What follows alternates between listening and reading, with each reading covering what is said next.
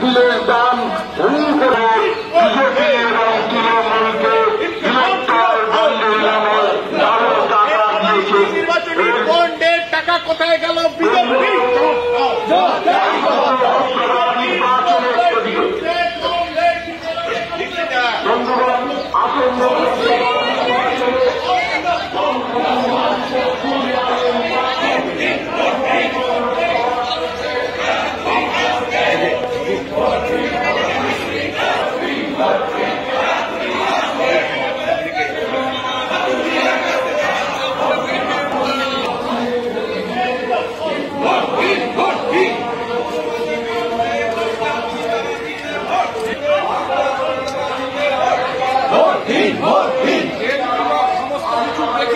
চক্রান্তের বিরুদ্ধে তারা ছিলেন ভোট দিন।